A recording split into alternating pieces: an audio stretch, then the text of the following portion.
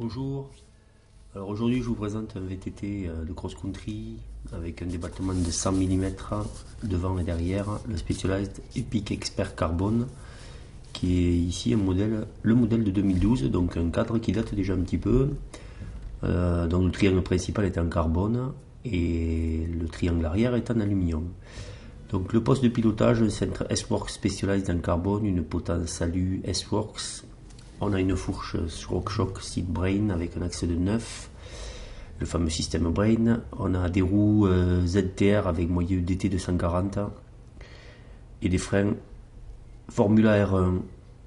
La manette de commande est une SRAM XX1 pour commander une transmission en 1x11 vitesses. Des poignées mousse toutes simples.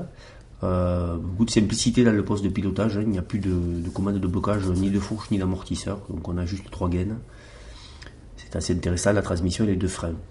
Voilà, on voit le détail du cadre avec cet amortisseur qui est sous le tube horizontal. C'est un Fox Future Shock qui est relié au système Brain qui est coincé derrière à la base des léobancs à hauteur du disque de la roue arrière et qui gère tout seul le seuil de déclenchement de l'amortisseur. Voilà, c'est un système qui est approuvé depuis un moment par Specialized et par tous les aficionados de la marque. Ça marche très bien. Pédalier S-Works qui est un peu marqué, certes. Carbone, ce qui se fait le plus léger, un plateau de 30 XX1, chaîne XX1, cassette XO1 en 1042 et dérailleur arrière XO1 chape carbone.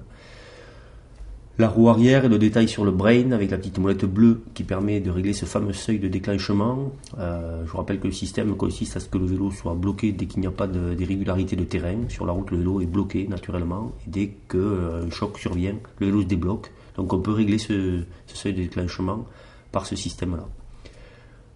Voilà, les roues sont ligaturées avec des rayons Sapim CX-Ray plats et des moyeux DT 240 sur des jantes ZTR.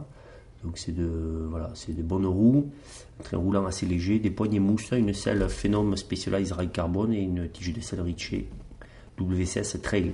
Voilà pour le vélo qui dans cette configuration est assez léger, vous allez le voir, voilà, 10 kg. Je vous dis à bientôt et bon vélo à tous.